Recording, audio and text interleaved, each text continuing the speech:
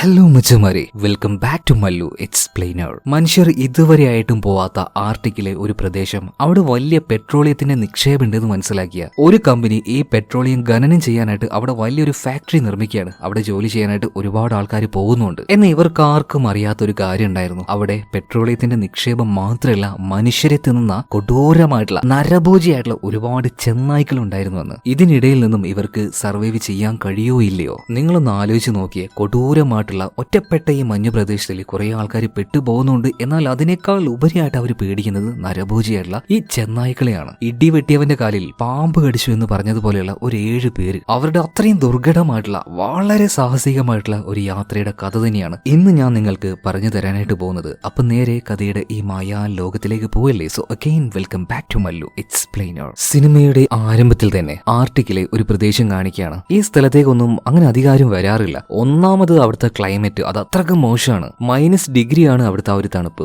എന്തൊക്കെയായാലും കാശുള്ള ആൾക്കാർ കാശുള്ള ഒരു വഴി കണ്ടെത്തി കഴിഞ്ഞാൽ അങ്ങോട്ടേക്ക് ആളെ അയക്കല്ലോ. ആ ഒരു ഏരിയയിൽ ഒരുപാട് പെട്രോളിയത്തിന്റെ ശേഖരം ഉണ്ടെന്ന് പറഞ്ഞിട്ട് അവിടെ വലിയൊരു ഫാക്ടറി നിർമ്മിക്കുകയാണ്. ആ ഫാക്ടറിയിൽ ഇപ്പൊ കാണിക്കുകയാണ് കൊടൂരമായ മഞ്ഞത്തും അവിടെ ഒരുപാട് ആൾക്കാർ ജോലി ചെയ്യുന്നുണ്ട്. ഇവരൊക്കെ ശരിക്കും സാധാരണ ആൾക്കാരല്ല. ഈ ജയിലിൽ കഴിഞ്ഞവര്, ശിക്ഷ കഴിഞ്ഞവര്, അങ്ങനെയുള്ള ആൾക്കാരാണ്. ജയിലിൽ നിന്ന് വന്ന ആൾക്കാർക്ക് ഒരാളും ജോലി കൊടുക്കില്ലല്ലോ. സോ അങ്ങനെയുള്ള ആൾക്കാരെ തേടി പിടിച്ച് ഇങ്ങോട്ടേക്ക് ജോലിക്ക് അയക്കും. എങ്ങനെങ്കിലും ഒന്ന് ജീവിച്ചു പോകാനായിട്ട് ഇത്ര കഠിനമായ സ്ഥലത്തും അവർ ജോലി ചെയ്യാനായിട്ട് ഇങ്ങനെ നിൽക്കുകയാണ്. ആ കൂട്ടത്തിൽ തന്നെ നമ്മുടെ ഹീറോ ആയിട്ടുള്ള ഓട്ട്വേ ഉണ്ട്. ഓട്ട്വേയെ കുറിച്ച് പറയുകയാണെങ്കിൽ ആളൊരു പ്രൊഫഷണൽ കില്ലറാണ്. എന്നാൽ എന്തിനാണ് ഒരു പെട്രോളിയം കമ്പനിക്ക് വേണ്ടി ഒരു പ്രൊഫഷണൽ കില്ലർ ജോലി ചെയ്യുന്നത്? പ്രൊഫഷണൽ കില്ലറാണെന്ന് പറഞ്ഞിട്ട് കാര്യമില്ല. മനുഷ്യരല്ല ഇയാൾ കൊല്ലാൻ പോകുന്നത്, ചെന്നായ്ക്കളെയാണ്. നരഭോജികളായിട്ടുള്ള ചെന്നായ്ക്കളെ. ഇവിടെ ജോലി ചെയ്യുന്ന ആൾക്കാരുടെ ജീവന് തന്നെ ഭീഷണിയാവുന്ന ഒരുപാടധികം ചെന്നായ്ക്കൾ ഇവിടെ വിഹരിച്ച് നടക്കുന്നുണ്ട്. അങ്ങനെയുള്ള ചെന്നായ്ക്കളെ തേടി പിടിച്ച് വേട്ടയാടുന്ന ആളാണ് ഈ ഒരു ഓട്ട്വേ. എന്തായാലും ജോലിയെല്ലാം കഴിയുമ്പോൾ അവിടെ ഒരു ബാറുണ്ട് എല്ലാവർക്കും വേണ്ടിയിട്ട്. അവിടെ പോയിട്ട് 2 അടിക്കുകയെല്ലാം ചെയ്യും. ആ സമയത്ത്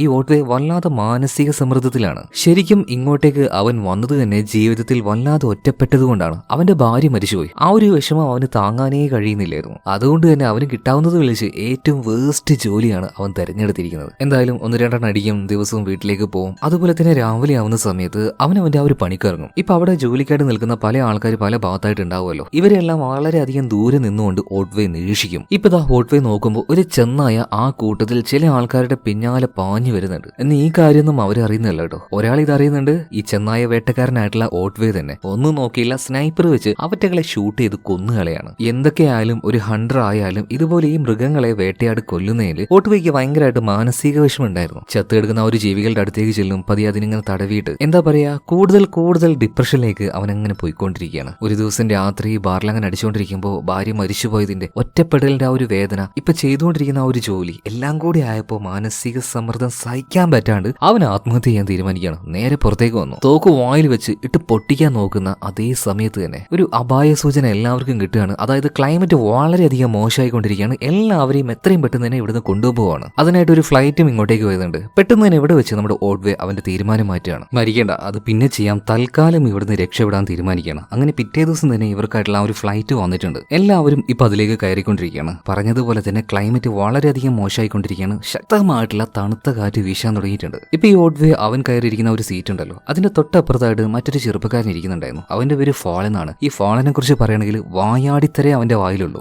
സമയവും സന്ദർഭവും നോക്കാതെ ചുമ്മാ ഇങ്ങനെ വളവളാന്ന് സംസാരിച്ചുകൊണ്ടേയിരിക്കും. എന്തായാലും അവന്റെ ആ ഒരു ശീലം ഇപ്പോ ഓട്ട്വേന്റെ അടുത്ത് കാണിക്കുകയാണ്. അല്ല, നിങ്ങളല്ലേ ആ ഒരു ചെന്നായൊക്കെ വെടിവെച്ച് കൊല്ലുന്ന ആ ഒരു ഹണ്ടർ? നിങ്ങൾ എത്ര എണ്ണത്തിനെ കൊന്നിട്ടുണ്ടാവും?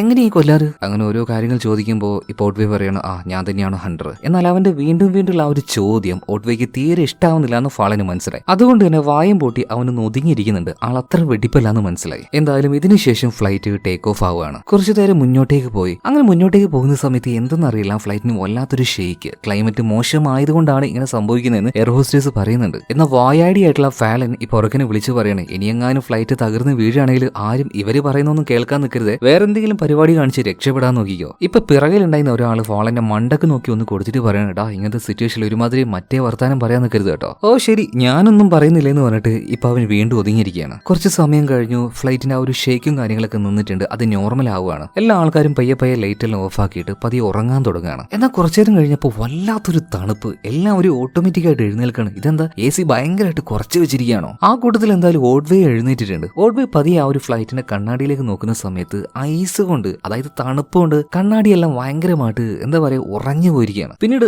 ആ ഒരു വിൻഡോയിലൂടെ പുറത്തേക്ക് നോക്കിയ സമയത്താണ് നമ്മുടെ ഈ ഓട്വേക്ക് ഒരു കാര്യം മനസ്സിലായത്. ഈ ഫ്ലൈറ്റ് നോർമലായിട്ട് പോവല്ല, ഇത് താഴോട്ട് പൊക്കോണ്ടിരിക്കുകയാണ്. പെട്ടെന്ന് തന്നെ അതിന്റെ ആ ഒരു കുലുക്കം തുടങ്ങുകയാണ്. എല്ലാവരും ആകെ പേടിച്ചു പോയി. ഓട്വേ വേഗം തന്നെ അവന്റെ ആ ഒരു ബെൽറ്റ് ഇറുക്കി ഇട്ടുകൊണ്ട് സീറ്റിൽ അമർന്നിരിക്കുകയാണ്. അധികം വൈകിയില്ല, ശക്തമായിട്ടുള്ള ഒരു പ്രഹരം തന്നെ ഉണ്ടാവുകയാണ്. എവിടെയോ ചെന്നിട്ട് ഈ ഒരു ഫ്ലൈറ്റ് ഇടിച്ചിരിക്കുകയാണ്. ആ ഇടിയിൽ തന്നെ ഓട്വേ ഭൂരിഭാഗം ആൾക്കാരുടെ ബോധവും പോയിട്ടുണ്ട്. കുറച്ചു നേരം കഴിഞ്ഞിട്ട് ഓട്വേ കണ്ണു തുറന്നു നോക്കുമ്പോൾ ആ ഒരു ഫ്ലൈറ്റ് ഒന്നുമില്ല, അത് പല കഷ്ണങ്ങളായിട്ട് ചെതറിപ്പോയിട്ടുണ്ട്. ഇതിന്റെ പല ഭാഗത്തായിട്ട് പല ആൾക്കാരും പെട്ടുകിടക്കുന്നുണ്ടായിരുന്നു. ഒരുമാതിരി ഒരു അന്തവും കുന്തവും ഇല്ലാതെ അവനങ്ങനെ പതിയെ പതിയെ വരികയാണ്. ഓരോരുത്തരും പല കഷ്ണങ്ങൾക്കിടയിലായിട്ട് കുടിയും കിടക്കുന്നുണ്ട്. അവന് പറ്റുന്ന രീതിയിൽ ഓരോ ആൾക്കാരെയും ഹെൽപ്പും ചെയ്യുന്നുണ്ട്. അങ്ങനെ എന്തായാലും പല കഷ്ണങ്ങളായിട്ട് ചെതറി കിടക്കാണല്ലോ. ഒരു പീസാണെങ്കിൽ നിന്ന് കത്തുന്നുണ്ട്. അങ്ങനെ ടോട്ടൽ പുറത്തുനിന്ന് ഇവർ 3 പേര് രക്ഷപ്പെട്ടു. ഇതിനുശേഷം തകർന്നു കിടക്കുന്ന ആ ഒരു മെയിൻ ഭാഗത്തേക്ക് ചെന്ന് നോക്കുമ്പോൾ ഇതിന്റെ ഉള്ളിൽ വേറെയും കുറച്ച് ആൾക്കാർ പെട്ടുകിടക്കുകയാണ്. എല്ലാവരും കൂടെ രക്ഷപ്പെടുത്തുകയാണ്. ഇതേ സമയത്തേന് ഒരാൾ അരയ്ക്ക് കീപ്പോട്ട് ഒന്നുമില്ല, മുഴുവൻ മുറിഞ്ഞു പോയിട്ടുണ്ട്. എന്നാൽ അയാൾക്ക് ഇപ്പോഴും ജീവനുണ്ട് കേട്ടോ. വേദന കൊണ്ട് ആ ഒരു മനുഷ്യൻ അങ്ങനെ പെടഞ്ഞുകൊണ്ടിരിക്കുകയാണ്. അധികം വൈകിയില്ല, ആ മനുഷ്യന് മരണപ്പെട്ടു പോവാണ്. എന്തായാലും എങ്ങനെയെങ്കിലും ഇവിടുന്ന് പുറത്ത് കിടക്കണല്ലോ. ഓട്വേ ഒരു ഫോൺ കിട്ടുമെന്ന് നോക്കുന്നുണ്ട്. ഒരു ഫോൺ എടുത്തു, പക്ഷെ അതിൽ സിഗ്നൽ ഇല്ല. ഏകദേശം എല്ലാ ഫോണിന്റെയും അവസ്ഥ ഇതൊക്കെ തന്നെയായിരുന്നു. എത്ര സന്തോഷത്തോട് കൂടിയിട്ട് അവർ ആ ഒരു ഫാക്ടറിയിൽ നിന്ന് ഇറങ്ങിയതാണ് വീട്ടിലേക്ക് പോകാം എന്നുള്ള ആ ഒരു ആഗ്രഹത്തിൽ. എന്നാൽ അവസാനം സംഭവിച്ചത് എന്താ? 7 പേരൊഴികെ ബാക്കി എല്ലാവരും മരണപ്പെട്ടു പോയി. ഇപ്പൊ ആ കൂട്ടത്തിൽ ഒരാളിപ്പോ ഫാളനെ നോക്കിയിട്ട് പറയുന്നുണ്ട്, എടാ കള്ള പന്നി, നീ ഫ്ലൈറ്റ് എടുക്കുമ്പോൾ തന്നെ ഒരുമാതിരി മറ്റേ വർത്താനം പറഞ്ഞായിരുന്നു, അതുകൊണ്ടാണ് ഇങ്ങനെയൊക്കെ സംഭവിച്ചെന്ന് പറഞ്ഞിട്ട് അയാളുടെ ആ ഒരു വിഷമത്തിൽ എന്തൊക്കെയോ പറയുമ്പോൾ ബാക്കിയുള്ള എല്ലാവരും ഇയാളെ സമാധാനിപ്പിക്കുകയാണ്. അതായത് ഫാളൻ പറഞ്ഞതുകൊണ്ട് ഒന്നുമല്ല ഇങ്ങനെ സംഭവിച്ചത്, ക്ലൈമറ്റ് മോശമായതുകൊണ്ട് തന്നെയാണ്, അതുകൊണ്ടാണല്ലോ ഇവരെ ഇവിടുന്ന് ഷിഫ്റ്റ് ചെയ്യാൻ നോക്കിയത്. ഈ സമയത്ത് നമ്മുടെ ഓട്വേ പറയാണ്, നമ്മളിപ്പോ മറ്റൊരു കാര്യത്തിനെ കുറിച്ചും കൂടുതലായിട്ട് സംസാരിക്കേണ്ട ആവശ്യമില്ല. ഇപ്പൊ നമ്മൾ ശ്രദ്ധിക്കേണ്ടത് എങ്ങനെയെങ്കിലും നമ്മുടെ ജീവൻ അത് നിലനിർത്തുക എന്നുള്ള കാര്യത്തിലാണ്. ഈ സീറ്റിന് മുകളിലുള്ള തുണി, അതുപോലെ തന്നെ ലെതർ, അങ്ങനെ എന്തെങ്കിലുമൊക്കെ കിട്ടുകയാണെങ്കിൽ വേഗം അതെല്ലാം പെറുക്കി നിങ്ങൾ ഒരു ഭാഗത്ത് കൊണ്ടുപോയിട്, നമുക്കത് തീയിട്ട് അതിന്റെ ആ ഒരു ചൂട് കൊള്ളാം. അങ്ങനെ എല്ലാവരും കുറച്ച് തുണിയും കാര്യങ്ങളൊക്കെ പെറുകിയെടുക്കുന്നുണ്ട്. ഇതിനിടയിൽ വെച്ച് ഒരാൾക്കൊരു ലൈറ്ററും കിട്ടുകയാണ്. അപ്പൊ ഇതൊക്കെ ചെയ്യുന്ന സമയത്ത് ഒരാൾ പറയുന്നുണ്ട്, ഇതൊക്കെ ചെയ്യേണ്ട ആവശ്യമുണ്ടോ, നമ്മൾ കുറച്ചു നേരം വെയിറ്റ് ചെയ്താൽ പോരെ, നമ്മളെ തേടിക്കൊണ്ട് ഒരു ടീം ഇങ്ങോട്ടേക്ക് എത്തില്ലേ. ഇത് കേട്ട സമയത്ത് ഓട്വേ പറയാണ്, ഞാനൊരു കാര്യം പറയട്ടെ, ഉദാഹരണത്തിന് ഒരു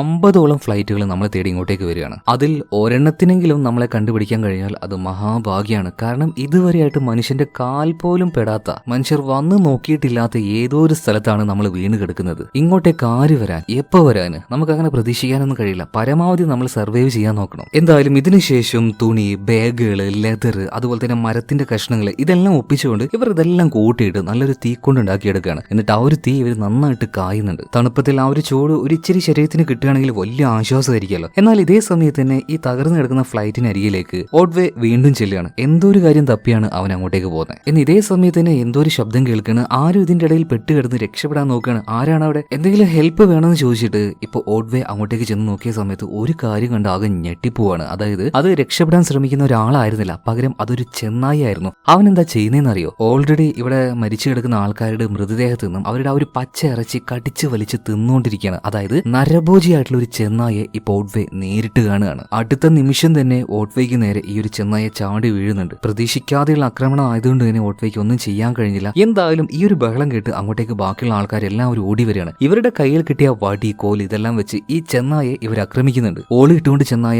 ഇപ്പൊ ഇവിടെ ഓടി രക്ഷപ്പെടുകയാണ്. അതിനെ കൊല്ലാനൊന്നും ഇവരെ കൊണ്ട് കഴിഞ്ഞില്ല കേട്ടോ. എന്തായാലും രക്ഷപ്പെട്ട് കുറച്ച് സമയം കഴിഞ്ഞപ്പോൾ ഓട്വേ പറയാണ്, നമുക്ക് എങ്ങനെയെങ്കിലും നമുക്ക് ആവശ്യമായിട്ടുള്ള ഫുഡ് കണ്ടെത്തണം, അതും കൂടി ഉണ്ടെങ്കിലേ നമുക്ക് സർവൈവ് ചെയ്യാൻ പറ്റുള്ളൂ. അതുപോലെ തന്നെ നമ്മുടെ വിധി അത് നല്ലതാണെങ്കിൽ ഒരു കാര്യം സംഭവിക്കാതിരിക്കട്ടെ. ഓട്വേ ഇങ്ങനെ പറഞ്ഞപ്പോൾ ബാക്കിയുള്ള എല്ലാവരുടെ ഉള്ളിൽ ഒരു പേടി വരുന്നുണ്ട്. എന്താ നിങ്ങൾ ഉദ്ദേശിച്ചത്? ഇപ്പൊ ഓട്വേ പറയാണ്, ശരിക്കും നമ്മൾ വിചാരിക്കുന്നത് പോലെ നമ്മളിപ്പോ പെട്ടുകിടക്കുന്ന ഈ സ്ഥലത്തിലെ നമ്മുടെ പ്രധാന ശത്രു ഈ തണുപ്പോ ക്ലൈമറ്റോ ഒന്നുമല്ല, പകരം നരഭോജികളായിട്ടുള്ള ഇതുപോലെയുള്ള ചെന്നായ്ക്കളാണ്. ഞാൻ പറഞ്ഞല്ലോ നമുക്ക് ഭാഗ്യം ഉണ്ടാവട്ടെ എന്ന്. അതിന് കാരണം എന്താ വെച്ചാൽ ഈ ചെന്നായികൾക്കായിട്ട് ഓരോ ഏരിയകൾ ഉണ്ടാവും, അവരുടേതായ താവളങ്ങൾ ഉണ്ടാവും. അതിന്റെ 500 കിലോമീറ്റർ ചുറ്റളവിലേക്ക് മറ്റേതെങ്കിലും ഒരു ജീവി വരികയാണെങ്കിൽ ഇവർ ഒരുമിച്ച് ചേർന്ന് ആക്രമിച്ചു കൊല്ലും. ഇനി അവരുടെ ആ ഒരു താവളത്തിന്റെ 50 കിലോമീറ്റർ ചുറ്റളവിലാണെങ്കിൽ ഇവർ കൂടുതൽ വയലന്റ് ആവും. പോരാത്തതിന് ബാക്കിയുള്ള ആൾക്കാർ നമ്മൾ ഇനി എന്തൊക്കെ ചെയ്തിട്ടും കാര്യമില്ല, അവർ പേടിക്കില്ല. എന്നാൽ അവരുടെ സ്ഥലത്തിന് കുറച്ച് അകലെയായിട്ട്, അതായത് 50 കിലോമീറ്ററിന് ഏകദേശം അതിൽ കൂടുതൽ ദൂരമാണെങ്കിൽ എന്തെങ്കിലുമൊക്കെ കാണിച്ചാൽ ഇവറ്റകൾ ഭയന്നോടും. അതാ ഞാൻ പറഞ്ഞത്, നമ്മുടെ ഭാഗ്യത്തിന് ഈ അടുത്തൊന്നും ഇവറ്റകളുടെ ആ ഒരു മട ഇല്ലാതിരിക്കുന്നതാണ് നമുക്ക് നല്ലത്.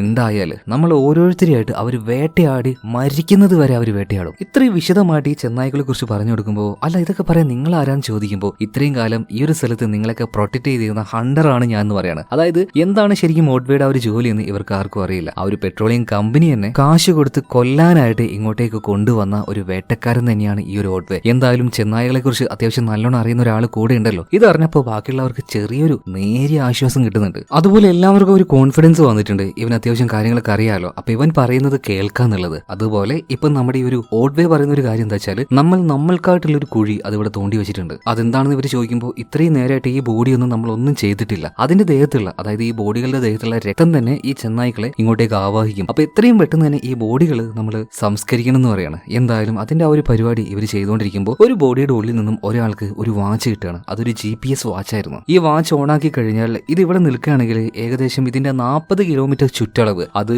എന്താ പറയാ, ഭൂമിയുടെ പരപ്പിലായാലും ശരി മുകളിലേക്കായാലും ശരി ഇതിന്റെ ആ ഒരു സിഗ്നൽ പോകും. അപ്പൊ മുകളിലൂടെ പോകുന്ന ഏതെങ്കിലും ഒരു ഫ്ലൈറ്റിന് ഈ സിഗ്നൽ കിട്ടിയാൽ നമ്മളെ ഹെൽപ്പ് ചെയ്യാൻ വരുമല്ലോ എന്നുള്ള ആ ഒരു പ്രതീക്ഷയിൽ ഇവർ നിൽക്കുകയാണ്. എന്തായാലും ബോഡികൾ ഓരോന്നായിട്ട് ഡിസ്പോസ് ചെയ്യുന്ന സമയത്ത് ആ കൂട്ടത്തിൽ ജോൺ ഡയാസ് എന്ന് പറഞ്ഞ ഒരാളുണ്ട്. ഇയാൾ മരിച്ചുപോയ ഒരു ബോഡിയുടെ കീശയിൽ നിന്ന് ഒരു ഇച്ചിരി പൈസയും കാര്യങ്ങൾ എടുക്കുകയാണ്. ഇത് കാണുന്ന ഓട്ട്വേ പറയാണ് മര്യാദക്ക് അത് അവിടെ താഴെ വെച്ചോന്ന്. ഇപ്പൊ ജോൺ ഡയാസ് പറയുന്നുണ്ട്, അല്ല ഇയാൾ മരിച്ചുപോയില്ലേ, ഇയാൾക്ക് എന്തിനാ ഈ ഒരു കാശ്, ഞാൻ പറഞ്ഞു മര്യാദക്ക് അവിടെ താഴെ വെച്ചോന്ന്. എന്തായാലും ഇതിന്റെ പേരിൽ ഓട്ട്വേയും ജോണും തമ്മിൽ ഭയങ്കരമായിട്ടുള്ള ഒരു വാക്കേറ്റ് ഉണ്ടാവുന്നുണ്ട്. എന്തായാലും അവസാനം ഓട്ട്വേ നല്ല കടുപ്പിച്ച് പറഞ്ഞപ്പോ ജോൺ ഡയാസ് ആ ഒരു പൈസയും പേഴ്സും എല്ലാം താഴെ ഇടുകയാണ്. എന്തായാലും ഒരു വിധത്തിൽ ബോഡിയും കാര്യങ്ങളൊക്കെ ഇവർ ഡംപ് ചെയ്തിട്ടുണ്ട്. മാത്രമല്ല രാത്രി ആയപ്പോൾ അത്യാവശ്യം കാര്യങ്ങളൊക്കെ കൂട്ടിയിട്ട് ഒരു തീ ഉണ്ടാക്കിയിട്ടുണ്ട്. അങ്ങനെ ഇവരെല്ലാവരും തീ കാഞ്ഞുകൊണ്ടിരിക്കുന്ന സമയത്ത് നമ്മുടെ ഹീറോ, അതായത് ഓട്ട്വേ, ഒരു കാര്യം കാണുകയാണ്. ഇരുട്ടത്ത് എന്തോ ഒരു സംഭവം, ഇവരിങ്ങനെ അത് രൂക്ഷമായിട്ട് നോക്കുന്നുണ്ട് എന്ന് വ്യക്തമായിട്ട് മനസ്സിലാവുന്നുമില്ല. കുറച്ചുകൂടെ അടുത്തേക്ക് ചെന്നിട്ട് ഓട്ട്വേ അത് നിരീക്ഷിച്ച സമയത്ത് ഒരുപാട് തിളങ്ങുന്ന ചെറിയ ചെറിയ കുത്തുകൾ കാണുകയാണ്. അതിൽ 2 കുത്തുകൾ മാത്രം അടുത്തടുത്തടുത്ത് നിൽക്കുക, അതുപോലെ ഒരുപാട് കുത്തുകൾ. അധികം വൈകാതെ ആ കാര്യം ഇവർ മനസ്സിലാക്കി. ഇവർ കാണുന്ന ആ ഒരു കുത്തുകൾ അത് വെറും ഒരു കുത്തുകളല്ല, ഇവരെ ചുറ്റും വളഞ്ഞിരിക്കുന്ന ചെന്നായ്ക്കളുടെ കണ്ണാണെന്ന്. ഇത് മനസ്സിലാക്കിയതും ഓരോ ആൾക്കാരുടെ കയ്യും കാലും വിറക്കാൻ തുടങ്ങുകയാണ്. അതായത് ഈ തീ ഇവിടെ ഉള്ളത് കൊണ്ട് മാത്രം ഇവരുടെ നേർക്ക് ഇപ്പൊ ഒരു ചെന്നായ്ക്കൾ വരാതിരിക്കുകയാണ്. എങ്ങാനും ആ ഒരു തീ ഒരു ഇച്ചിരി അണഞ്ഞു പോയാൽ അപ്പൊ തന്നെ ഇവരെല്ലാവരും മരണപ്പെടും. സോ എല്ലാവരുടെ ഉള്ളിലും ആ ഒരു മരണഭയം വന്നിട്ടുണ്ട്. ഒന്ന് ആലോചിച്ച് നോക്കി, തൊട്ടു മുന്നിൽ തന്നെ കടിച്ചു കയറാൻ തയ്യാറായി നിൽക്കുന്ന ജീവികൾ, അത് നരഭൂജികൾ. മരണഭയം ഇല്ലാത്ത ഏതെങ്കിലും ഒരു മനുഷ്യനുണ്ടാവുമോ, ഏതെങ്കിലും ഒരു ജീവി ഉണ്ടാവുമോ? എന്തായാലും പേടിച്ച് വിറച്ചങ്ങനെ നിൽക്കുന്ന സമയത്ത് ഓട്ട്വേ ഒരു കാര്യം പറയാണ്, എന്തായാലും നമ്മൾ എല്ലാവരും കൂടെ പോയി കിടന്നുറങ്ങുന്നത് അത്ര പന്തിയായിട്ടുള്ള കാര്യമല്ല, ഓരോരുത്തരായിട്ട് ഷിഫ്റ്റ് ആയിട്ട് ഇങ്ങനെ നിൽക്കണം എന്ന് പറയാണ്. അതായത് എല്ലാവരും കിടന്നുറങ്ങുമ്പോൾ ഒരാൾ വന്നിട്ട് ഇവിടെ കാവൽ നിൽക്കണം. ആദ്യത്തെ ആ ഒരു ഷിഫ്റ്റിൽ ഞാൻ തന്നെ നിൽക്കാന്ന് പറഞ്ഞിട്ട് ഇപ്പോൾ ഓട്ട്വേ കാവൽ നിൽക്കുകയാണ്. ബാക്കിയുള്ള എല്ലാവരും പോയി കിടന്നുറങ്ങുകയാണ്. ഓട്ട്വേയുടെ ആ ഒരു സമയം കഴിഞ്ഞു. രണ്ടാമത്തെ ആൾ വന്നു നിന്നു. അയാളുടെ സമയം കഴിഞ്ഞു, വലിയ കുഴപ്പമൊന്നുമില്ല. അങ്ങനെ മൂന്നാമത്തെ ആൾ വന്നു നിന്നു. വലിയ കുഴപ്പമില്ലാതെ മുന്നോട്ടേക്ക് പോകണം. എന്ന് ഇയാൾക്ക് കുറച്ച് കഴിഞ്ഞപ്പോൾ ഭയങ്കരമായിട്ട് മൂത്രമൊഴിക്കാൻ പറ്റി. കുറച്ച് മാറി നിന്ന് ഒഴിക്കാനായിട്ട് അങ്ങോട്ടേക്ക് പോയ സമയത്ത് ഇയാൾ ഒഴിക്കാൻ തുടങ്ങി കേട്ടോ. അതേ സമയത്ത് തന്നെ പാഞ്ഞു വന്ന ഒരു ചെന്നായ ഇയാളുടെ മർമ്മം തന്നെ കടിച്ചെടുത്ത് കൊണ്ടുപോവാണ്. അതായത് ഇവർ വിചാരിക്കുന്നത് പോലെ ചെന്നായ്ക്കൾ ഇവിടുന്ന് പോയിട്ടുണ്ടായിരുന്നില്ല. അവറ്റകൾ ചുറ്റും അങ്ങനെ കാത്തിരിക്കുകയായിരുന്നു സമയം കിട്ടുമ്പോൾ ആക്രമിക്കാനായിട്ട്. എന്തായാലും രാവിലെ ആയപ്പോൾ ഇവരെല്ലാവരും കാണുന്നത് ചോരയിൽ കുളിച്ചു കിടക്കുന്ന ആ ഒരു മനുഷ്യനെയാണ്. അയാളുടെ രക്തമാണ്. അതുപോലെ തന്നെ രക്തം പുരണ്ട ചെന്നായ്ക്കളുടെ കാൽപ്പാടുകളാണ്. ഇത് കണ്ട വാർഡ് തന്നെ നമ്മുടെ ഓട്ട്വേ ഒരു തീരുമാനം എടുക്കുന്നുണ്ട്. അതായത് നമ്മൾ ഇവിടെ ഇങ്ങനെ നിന്നിട്ട് ഒരു കാര്യമില്ല, തിരിച്ച് എന്തെങ്കിലും ചെയ്താലേ നമുക്ക് സർവൈവ് ചെയ്യാൻ കഴിയുള്ളൂ. എന്നാൽ ചില ആളുകൾ പറയുന്നത്, നിങ്ങൾ എന്തേ പറയുന്നത്, ആ ചെന്നായ്ക്കളോട് ഫൈറ്റ് ചെയ്യാനോ? ഐറ്റങ്ങളെ വലുപ്പം തന്നെ കണ്ടില്ലേ, അവറ്റകളുടെ കൈ കൊണ്ട് ഒരു വീശിയിട്ടുണ്ടെങ്കിൽ നമ്മുടെ തൊലി വരെ ഇളകിപ്പോവും. എന്നാൽ ഇപ്പോൾ ഓട്ട്വേ ഒരു കാര്യം പറയാണ്, നിങ്ങൾ പേടിച്ച് നിൽക്കുകയാണെങ്കിൽ എന്തായാലും നിങ്ങൾക്ക് അതിജീവിക്കാൻ കഴിയില്ല, നിങ്ങൾ മരണപ്പെടും. ഇവിടെ ഒരേ ഒരു വഴിയേ ഉള്ളൂ, ധൈര്യം കാണിക്കുക. എങ്ങനെങ്കിലും അതിനെ ആക്രമിക്കാനായിട്ട് നമ്മൾ ശ്രമിക്കുക. കാരണം അവറ്റകളുടെ വിശപ്പ് മാറ്റാൻ നമ്മളെ കഴിക്കാൻ വേണ്ടിയിട്ടല്ല അവറ്റകൾ ഇങ്ങോട്ടേക്ക് വരുന്നത്. ഞാൻ നേരത്തെ പറഞ്ഞായിരുന്നല്ലോ, വിധി അത് നമുക്കെതിരാണെങ്കിൽ ഒന്നും ചെയ്തിട്ട് കാര്യമില്ലാന്ന്. അതുപോലെ വിധി നമുക്കെതിരായിട്ട് നിൽക്കുകയാണ്. അതുകൊണ്ടാണ് ഇവറ്റകൾ നമ്മളെ വേട്ടയാടാനായിട്ട് ഇങ്ങോട്ടേക്ക് വന്നിരിക്കുന്നത്. അവറ്റകളുടെ ലക്ഷ്യം നമ്മളെ തിന്നലല്ല, നമ്മളെല്ലാവരും കൊന്ന് കൊലവിളിക്കലാണ്. സർവൈവ് ചെയ്യാൻ ഒരേ ഒരു മാർഗ്ഗമേ ഉള്ളൂ, തിരിച്ച് ഫൈറ്റ് ചെയ്യുക. എന്നാൽ ഇതുപോലെ തുറന്നു കിടക്കുന്ന ഒരു സ്ഥലത്ത് വെച്ച് ഇവറ്റകളോട് പോരാടാൻ നമ്മളെ കൊണ്ടാവില്ല. പകരം ദൂരെ കുറെ മരങ്ങൾ കാണുന്നില്ലേ, അങ്ങോട്ടേക്ക് ചെല്ലുകയാണെങ്കിൽ ഒരു പരിധി വരെ നമുക്ക് ഇവറ്റകളെ തിരിച്ചാക്രമിക്കാൻ കഴിയും. അതായത് നമുക്ക് കുറച്ചൊക്കെ ഹൈഡ് ചെയ്യാനുള്ള ഒരു സ്പേസും കാര്യങ്ങളും കിട്ടും. ഇത് കേട്ട പാട് തന്നെ ജോൺ ഡയസ് പറയണു, ഓ നീ പറയുന്നത് ഞങ്ങൾ എല്ലാവരും കേൾക്കണം. നീ വലിയ രാജാവിനെ പോലെ നീ ഗ്രൂപ്പിന്റെ ലീഡറായിട്ടൊന്ന് മാറിയോ? എല്ലാവരും കൂടിയാ ഞാൻ പറയുന്നത്. ഇവൻ പറയുന്നതും കേട്ട് ഇവന്റെ പിന്നാലെ ചെല്ലുകയാണെങ്കിൽ നിങ്ങൾക്ക് അടുത്ത സെക്കൻഡിൽ തന്നെ സ്വർഗം കാണാൻ പറ്റും.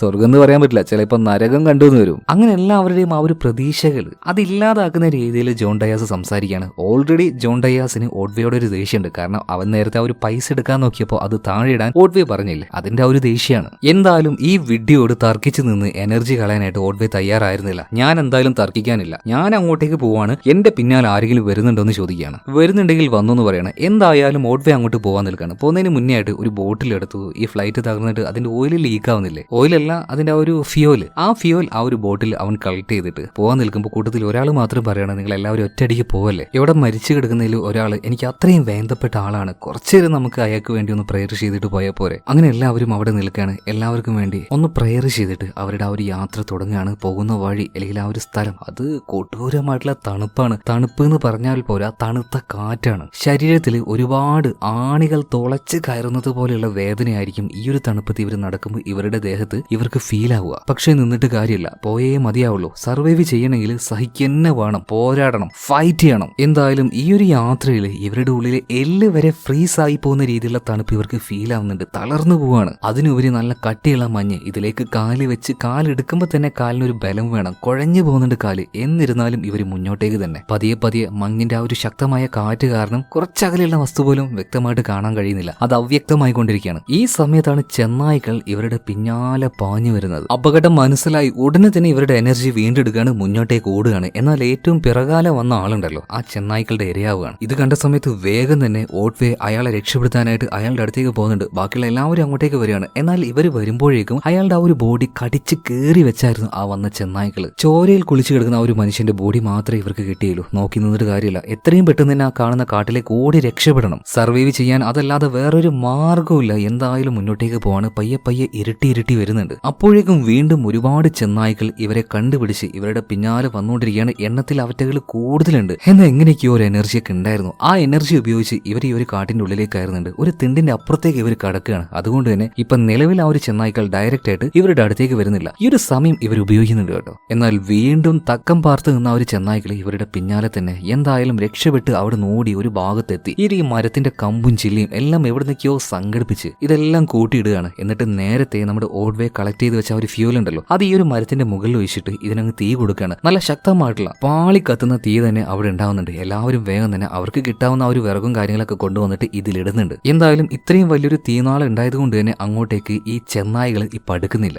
സോ ഇവർക്കൊരു ആശ്വാസമായി. തണുപ്പിൽ നിന്നും അതുപോലെ തന്നെ ആ ഒരു ചെന്നായിൽ നിന്നും ഈ ഒരു ഗ്യാപ്പിന് ഓട്ട്വേ ഒരു കാര്യം ചെയ്യുന്നുണ്ട്. നല്ല വൃത്തിയുള്ള വടികൾ നോക്കിയിട്ട് കളക്ട് ചെയ്യാണ്. എന്നിട്ട് അവന്റെ കയ്യിൽ ഒരു സെലോ ടാപ്പ് ഉണ്ടായിരുന്നു. ആ സെലോ ടാപ്പ് ഉപയോഗിച്ച് ഷോട്ട് ഗണ്ണിന്റെ ബുള്ളറ്റുകൾ ഉണ്ടല്ലോ, അത്യാവശ്യം വണ്ണവും വലിപ്പമുണ്ട്. ഇത് ഓരോ വടിയുടെ തറ്റത്തായിട്ട് അവൻ കെട്ടിവെക്കുകയാണ്. കെട്ടിവെക്കല്ല, സെലോ ടൈപ്പ് ചെയ്ത് വെച്ച് ഒട്ടിച്ചു വെക്കുകയാണ്. നേരത്തെ എല്ലാവരും വിശ്രമിക്കുന്ന സമയത്ത് തകർന്നെടുക്കുന്ന ഫ്ലൈറ്റിന്റെ ഉള്ളിലേക്ക് ഓട്ട്വേ ചെന്നായിരുന്നല്ലോ, എന്തോന്ന് തപ്പിക്കൊണ്ട് ഇത് തപ്പിക്കൊണ്ടായിരുന്നു. എന്തായാലും ഈ വടിയുടെ തുമ്പത്ത് ഇതുപോലെ ഷോട്ട് ഗണ്ണിന്റെ ആ ഒരു ബുള്ളറ്റ് വെച്ചല്ലോ. ഇനി എങ്ങാനും ചെന്നായ്ക്കളുടെ മുന്നിൽ പെട്ടുപോവാണെങ്കിൽ നിങ്ങൾ ഓരോരുത്തരും ഈ ഒരു വടി കയ്യിൽ വെച്ചോ. ആ ഒരു ബുള്ളറ്റുള്ള ഭാഗം കൊണ്ട് പെട്ടുപോയാൽ നിങ്ങൾ ആ ഒരു ചെന്നായുടെ തലക്കടിക്കുക. എന്തായാലും അങ്ങനെ ഒരു ഫോഴ്സ് വരുമ്പോൾ പെട്ടെന്ന് ആ ഒരു ബുള്ളറ്റ് പൊട്ടും. അതിന്റെ തലയ്ക്ക് ഒരു ക്ഷതം സംഭവിക്കും. സോ ഇതിന് ശേഷവും ആ ഒരു ചെന്നായെ ചത്തില്ലെങ്കിൽ നിങ്ങളുടെ കയ്യിൽ ആ ഒരു കൂർത്ത വടി ഉണ്ടല്ലോ, അതിന്റെ അറ്റം നല്ല ഷാർപ്പാണ്, അത് വെച്ച് കുത്തി കൊല്ലാൻ ശ്രമിക്കുക. എന്തായാലും ഈ ഒരു സമയത്ത് ഇവർക്ക് ഉപയോഗിക്കാൻ പറ്റുന്ന രീതിയിൽ ഒരു നല്ല വെപ്പൺ തന്നെ ഇപ്പോൾ ഓട്ട്വേ ഉണ്ടാക്കി കൊടുത്തിരിക്കുകയാണ്. എന്നാൽ ഇതെല്ലാം കണ്ടിട്ട് ജോൺ ഡയാസ് ചിരിക്കുകയാണ്.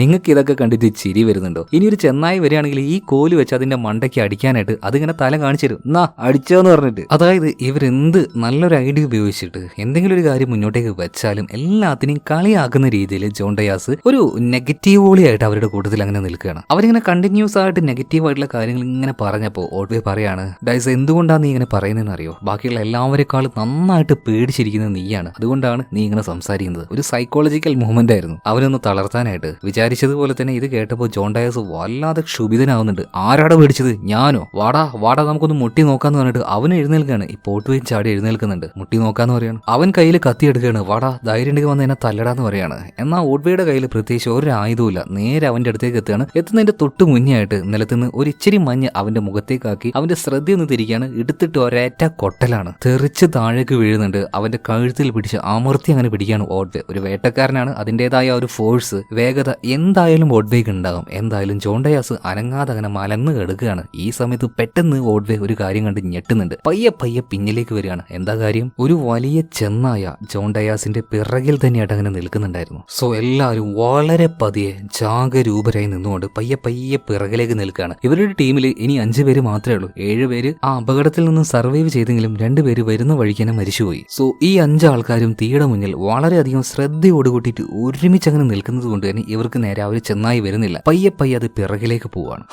എന്തായാലും രക്ഷപ്പെട്ടു എന്ന് കരുതി ഒരിച്ചിരി നേരത്തേക്ക് ഇവരൊന്ന് ആശ്വസിച്ച് നിൽക്കുന്ന സമയത്ത് പിന്നിൽ നിന്നും ഈ ഒരു ജോൺ ഡയാസ് ഉണ്ടല്ലോ, ഇവനെ തന്നെ ഒരു ചെന്നായി വന്ന് കടിച്ച് വലിച്ചുകൊണ്ടുപോവാണ്. എന്നാൽ നമ്മുടെ ഓട്ട്വേ ആണെങ്കിൽ ശത്രുതയോ കാര്യങ്ങളോ ഒന്നും മനസ്സിലാക്കാതെ ഓടിച്ചെന്ന് അവനുണ്ടാക്കിയ ആ ഒരു വെപ്പൺ ഉണ്ടല്ലോ, അതായത് വടിയുടെ തറ്റത്ത് ഒരു ബുള്ളറ്റ് കെട്ടിവെച്ചായിരുന്നു അങ്ങനത്തെ ഒരു ആയുധം ഉണ്ടാക്കിയല്ലോ, അത് വെച്ച് ഈ ചെന്നായുടെ പുറത്ത് ഒരൊറ്റ അടി കൊടുക്കുകയാണ്. ആ അടിയിൽ ബുള്ളറ്റ് പൊട്ടി അതിന് നല്ല ക്ഷതം സംഭവിക്കുകയാണ്. അത് അവിടെ വീണുപോയി. അടുത്ത നിമിഷം തന്നെ ഇതിന്റെ പിടിയിൽ നിന്ന് രക്ഷപ്പെട്ട ഈ ഒരു ജോൺ ഡയാസ് ആണെങ്കിൽ കയ്യിൽ ചെറിയൊരു കത്തി ഉണ്ടല്ലോ, ആ പിച്ചാത്തി എടുത്തുകൊണ്ട് ഈ ചെന്നായുടെ വയറ്റിലും തലയിലും തലയിലും സകലമാന സ്ഥലത്തും വെച്ചിട്ട് കീറുകയാണ്. അവന്റെ എല്ലാ ദേഷ്യവും ആ ഒരു മൃഗത്തോട് അവൻ തീർത്തു കളഞ്ഞു. എന്തായാലും ഓട്ട്വേ ഇല്ലായിരുന്നെങ്കിൽ ജോൺ ഡയാസ് ഇപ്പോ എന്തായനെ ഇറച്ചിയായനെ. എന്തായാലും ഈ ചെന്നായ്ക്കളെ ഒരു പാഠം പഠിപ്പിക്കണം. അതുപോലെ തന്നെ ഇവർക്കൊരു ഭക്ഷണവും വേണമല്ലോ. അതുകൊണ്ട് ചെന്നായെ കൊന്ന് അതിന്റെ തൊലി ഉരിച്ച് ഇവർ ബാർബിക്യൂ അടിക്കുകയാണ്. എന്നിട്ട് ഒച്ചപ്പാടും ബഹളം ഉണ്ടാക്കിക്കൊണ്ട് ആ ഒരു ചെന്നായുടെ ഇറച്ചി അവരങ്ങനെ തിന്നുന്നത്. ഇതിനിടയിൽ ഇവരുടെ കൂട്ടത്തിൽ ഒരാൾക്ക് തീരെ വയ്യാതാവുന്നുണ്ട്. ശ്വാസമൊന്നും കിട്ടുന്നില്ല. കുറച്ച് തടിച്ച് അത്ര ആരോഗ്യമൊന്നും ഇല്ലാത്ത ഒരാളാ തോന്നുന്നു. ഇയാൾ പതിയെ അവിടെ ഇരിക്കുന്നുണ്ട്. ഇതേ നേരം തന്നെ ജോൺ ഡയാസ് വല്ലാത്ത ആവേശത്തിലാണ്. കൂട്ടത്തിൽ ഒരു ചെന്നായെ കൊന്നു കളഞ്ഞല്ലോ, നിങ്ങളല്ലടാ മൃഗങ്ങള്, ശരിക്കുള്ള മൃഗങ്ങൾ ഞങ്ങളാടാന്ന് പറഞ്ഞിട്ട് കയ്യിലുള്ള ആ ഒരു കത്തി ഉപയോഗിച്ചുകൊണ്ട് ഈ ചെന്നായുടെ കഴുത്തിങ്ങനെ അറുക്കുകയാണ്.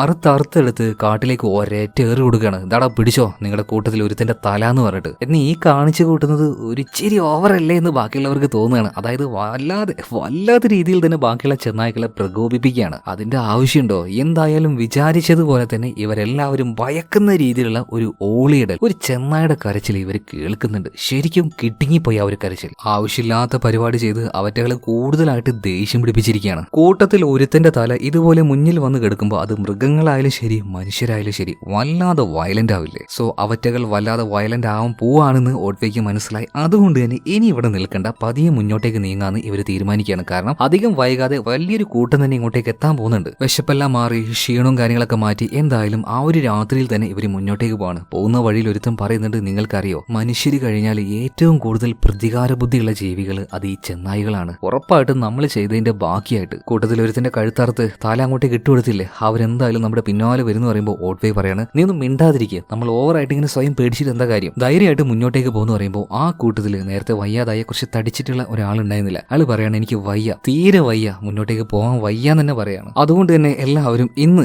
ഈ രാത്രിയിൽ ഇവിടെ ക്യാമ്പ് ചെയ്ത് ഇവിടെ താമസിക്കാം, അല്ലെങ്കിൽ ഉറങ്ങാന്ന് വിചാരിക്കുകയാണ്. ഇന്ന് ഇവരെല്ലാവരും വിശ്രമിക്കാനായിട്ട് അവിടെ ഇരുന്ന സമയത്ത് ഈ വയ്യാത്ത ആളുണ്ടല്ലോ, ഇയാള് സ്വബോധമില്ലാതെ ഓരോ കാര്യങ്ങളായിട്ട് അങ്ങനെ സംസാരിക്കാൻ തുടങ്ങുകയാണ്. ഇവിടെ വെച്ചാണ് ഇവർക്കൊരു കാര്യം മനസ്സിലായത്, ഓവറായിട്ടുള്ള തണുപ്പ് ഒരാളുടെ ദേഹത്ത് എഫക്ട് ചെയ്തിട്ടുണ്ടെങ്കിൽ വരുന്ന ഒരു അസുഖമുണ്ട്, ഹൈപ്പോക്സിയ, അങ്ങനെയുള്ള എന്തോ ഒരു കാര്യമുണ്ട്. അത് ഇയാളുടെ ദേഹത്ത് അല്ലെങ്കിൽ ആ ഒരു അസുഖം ഇയാൾക്ക് വന്നിരിക്കുകയാണ്. അതുകൊണ്ട് എന്തെന്നിക്കോ ബോധമില്ലാതെ ഇയാൾ അങ്ങനെ സംസാരിച്ചുകൊണ്ടിരിക്കുകയാണ്. ഇയാൾക്ക് ചെറുപ്പത്തിലേക്ക് നഷ്ടപ്പെട്ടു പോയ ഇയാളുടെ അനിയത്തിയെക്കുറിച്ചും ഫാമിലിയെക്കുറിച്ചും ഇയാൾ അങ്ങനെ സംസാരിക്കുന്നുണ്ട്. എന്തായാലും ഇത് കേട്ട സമയത്ത് ആ കൂട്ടത്തിലെ എല്ലാവരും അവരുടേതായ ആ ഒരു കുടുംബങ്ങളെ കുറിച്ച് ഓർക്കാണ്. കൂട്ടത്തിൽ നമ്മുടെ ഓട്ട്വേയും അവന് ചെറുപ്പത്തിൽ അവൻ ഒരുപാട് കെയർ ചെയ്ത സ്നേഹിച്ച ഒരച്ഛൻ അവനുണ്ടായിരുന്നു. അവൻ ഒരുപാട് കാര്യങ്ങൾ അവന്റെ അച്ഛൻ അവന് പറഞ്ഞു കൊടുത്തായിരുന്നു, എങ്ങനെ സർവൈവ് ചെയ്യണം, അങ്ങനെയുള്ള ഓരോ കാര്യങ്ങൾ. എന്തായാലും അച്ഛൻ പറഞ്ഞു കൊടുത്ത ആ ഒരു കാര്യങ്ങളും അച്ഛനെയും ഈ ഒരു സമയത്ത് അവൻ അങ്ങനെ ഓർക്കുന്നുണ്ട്. ഈ സമയത്താണ് ഭയങ്കരമായിട്ട് ഇടി വെട്ടുന്ന ശബ്ദം ഇവർ കേൾക്കുന്നത്. കേട്ടപ്പോൾ തന്നെ നമ്മുടെ ഈ ഒരു ഓട്ട്വേക്ക് കാര്യം മനസ്സിലായി, ഇടി വെട്ടിയിട്ടുണ്ടെങ്കിൽ അതിന്റെ ബാക്കിയായിട്ട് ശക്തമായിട്ടുള്ള തണുത്ത കാറ്റ് ഈ ഒരു ദിശയിലേക്ക് വരാനുള്ള സാധ്യതയുണ്ട്. വേഗം തന്നെ നല്ല വീതിയുള്ള മരത്തിന്റെ പിറകിൽ പോയിട്ട് എല്ലാവരോടും ഒളിച്ചിരിക്കാനായിട്ട് പറയാണ്. അധികം വൈകില്ല,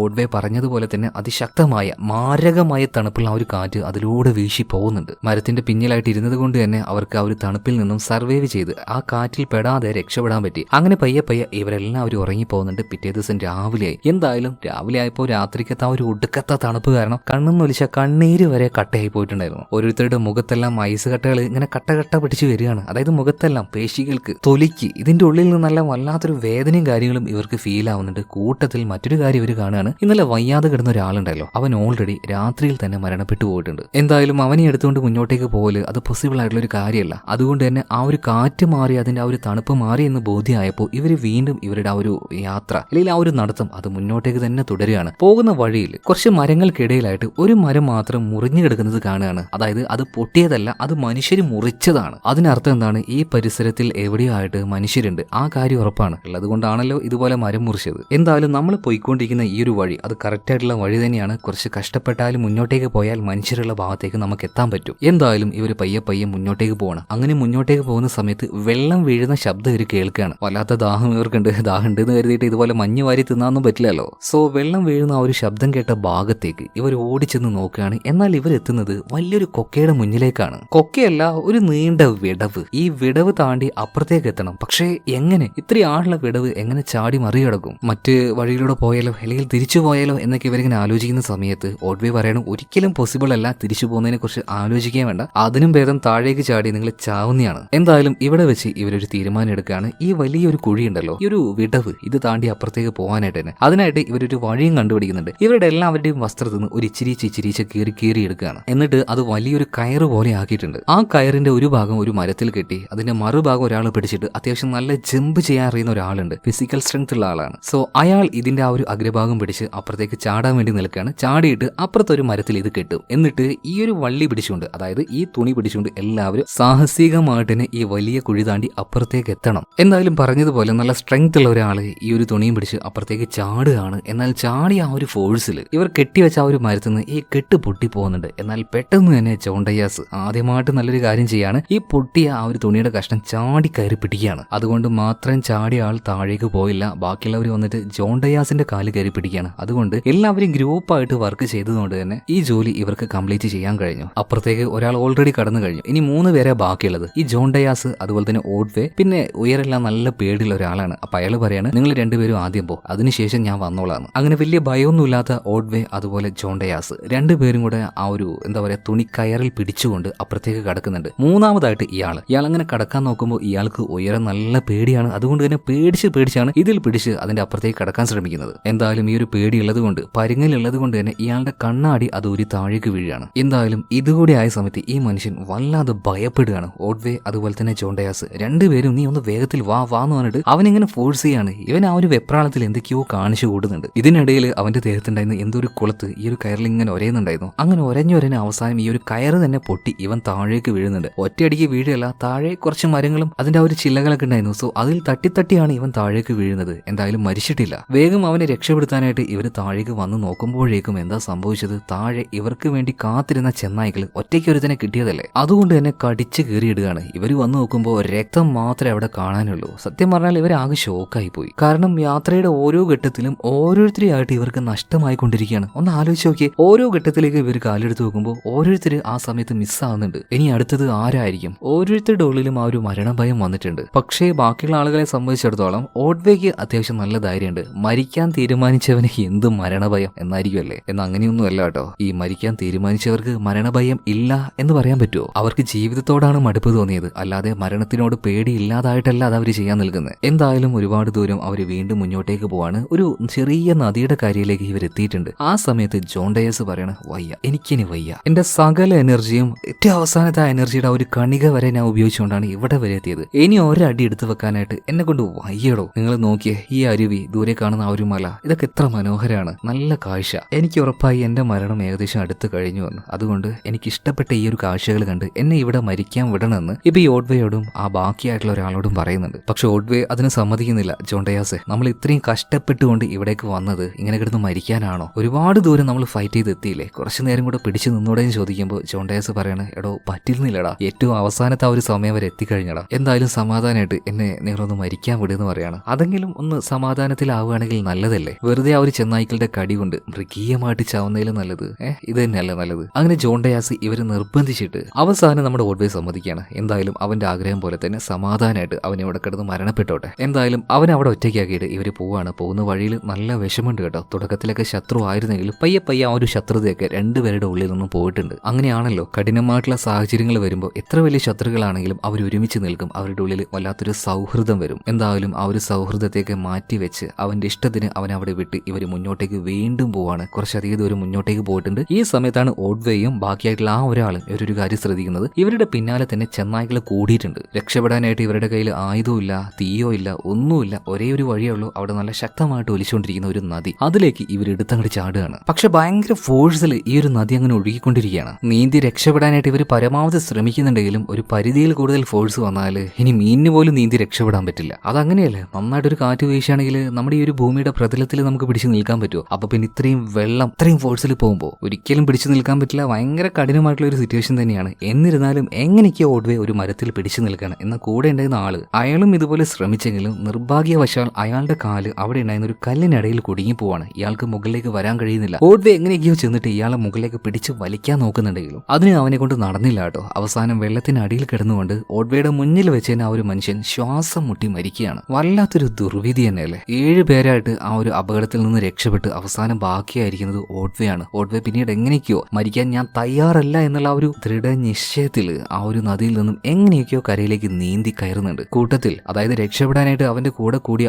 6 പേരും ഇപ്പൊ നിലവിൽ ജീവനോടെ ഇല്ല. 6 പേരും മരണപ്പെട്ടിട്ടുണ്ട്. എന്തായാലും അവരിൽ ചില ആൾക്കാരുടെ പേഴ്സും കാര്യങ്ങളൊക്കെ ഇപ്പോൾ ഓഡ്വേയുടെ കയ്യിലുണ്ടായിരുന്നു കേട്ടോ. അവരുടെ ആ ഒരു ഫോട്ടോസും കാര്യങ്ങളൊക്കെ അതിലുണ്ടായിരുന്നു. ഇതെല്ലാം നോക്കി അവൻ ഒരുപാട് കാര്യമാണ്. എന്നിട്ട് ദൈവത്തിനോട് തന്നെ ചോദിക്കുകയാണ്, എന്തിനാണ് ഇത്രയും ഞങ്ങളെ കഷ്ടപ്പെടുത്തുന്നത്? എന്ത് തെറ്റ് ചെയ്തിട്ടാ ഞങ്ങൾ? ഇതേ സമയത്താണ് ഒരു ശബ്ദം കേട്ട് ഇവൻ തലയുയർത്തി നോക്കുമ്പോ എന്താ അവന്റെ ചുറ്റുമായിട്ട് ചെന്നായ്ക്കൾ അങ്ങനെ നിൽക്കുകയാണ്. എന്നാൽ ആ കൂട്ടത്തില് ഏറ്റവും വലുതായിട്ടുള്ള ഒരു ചെന്നായ മുന്നിലേക്ക് വരുമ്പോൾ ബാക്കിയുള്ള എല്ലാ ചെന്നായ്ക്കളും പിന്നിലേക്ക് മാറി നിൽക്കുകയാണ്. അതായത് ആ വരുന്നവനാണ് ഈ വരുന്നവരുടെ ലീഡർ, ആൽഫ മെയിൽ. മൃഗങ്ങളുടെ ഇടയിൽ അതുപോലെ ആൽഫ മെയിൽ ഉണ്ടാവുമെന്ന് നിങ്ങൾ പറഞ്ഞു കേട്ടിട്ടില്ലേ? അതുപോലെയുള്ള ഒരു ആൽഫ മെയിലാണ് ഈ വന്നിരിക്കുന്ന ഒരു വലിയ ചെന്നായ. എന്തായാലും അവൻ ഒറ്റയ്ക്കായിട്ട് തന്നെ നമ്മുടെ ഓട്വേയുടെ അടുത്തേക്ക് വരികയാണ്. എന്നാൽ ഓട്വേ ഇവിടെ വെച്ച് മരണത്തിന് കീഴടങ്ങാൻ തയ്യാറായിരുന്നില്ല. മാത്രമല്ല മറ്റൊരു കാര്യം ഇവിടെ വെച്ച് ഓട്വേ മനസ്സിലാക്കി, ഇത്രയും നേരം ഇവര് രക്ഷപ്പെട്ട് ഒരുപാട് കഷ്ടപ്പെട്ട് വന്നുകൊണ്ടിരുന്നത് ചെന്നായയുടെ മടയുടെ ഉള്ളിലേക്കായിരുന്നു എന്ന്. എന്തൊക്കെയായാലും ഒരു കയ്യിൽ ഇപ്പോൾ ഓട്വേ ചെറിയൊരു കത്തി വെച്ചിട്ട്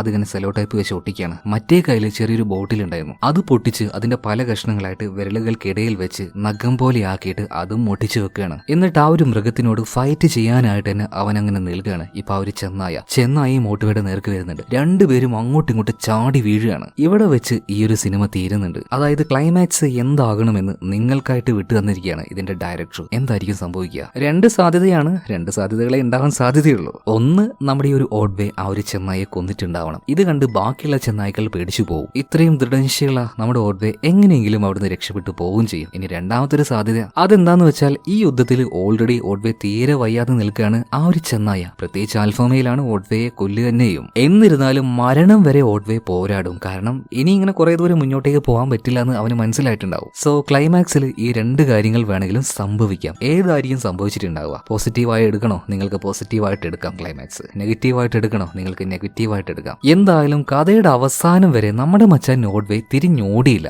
അവസാന ശ്വാസം വരെയെങ്കിലും ഫൈറ്റ് ചെയ്യാനായിട്ട് അവൻ മനസ്സുകൊണ്ട് തീരുമാനിച്ചായിരുന്നു. എന്തായാലും ഈ ഓട്വേയുടെ ആ ഒരു ദൃഢനിശ്ചയം അല്ലെങ്കിൽ ആ ഒരു ആറ്റിറ്റ്യൂഡ് അത് നിങ്ങളുടെ ലൈഫിലേക്ക് കൊണ്ടുവരികയാണെങ്കിൽ എത്ര വലിയ വീഴ്ച നിങ്ങളുടെ ലൈഫിൽ വന്നാലും എണീച്ച് നിൽക്കുക, ഫൈറ്റ് ചെയ്യാനായിട്ട് ശ്രമിക്കുക. എന്നിട്ട് തോക്കുകയാണെങ്കിൽ അങ്ങോട്ട് തോക്കട്ടടോ. ചുമ്മാ നിന്ന് തോക്കുന്നതിലും നല്ലതല്ലേ ഫൈറ്റ് ചെയ്ത് തോക്കുന്നത്? അതിലൊരു രസമില്ലേ? അതിലൊരു അഭിമാനമില്ലേ? എന്തായാലും അവസാനത്തിൽ നമുക്ക് നല്ലൊരു മെസ്സേജും ഈ ഒരു സിനിമ തരുന്നുണ്ട്. അപ്പൊ കഥ നിങ്ങൾക്ക് ഇഷ്ടമായ നമ്മുടെ ഈ ഒരു വീഡിയോ ലൈക്ക് ചെയ്യുക, ചാനൽ സബ്സ്ക്രൈബ് ചെയ്യുക, കൂട്ടുകാർക്കൊക്കെ ഈ ഒരു വീഡിയോ ഒന്ന് ഷെയർ ചെയ്ത് കൊടുക്കുക. അപ്പൊ അടുത്ത വീഡിയോയിൽ നമുക്ക് വീണ്ടും കാണാം. Okay, by.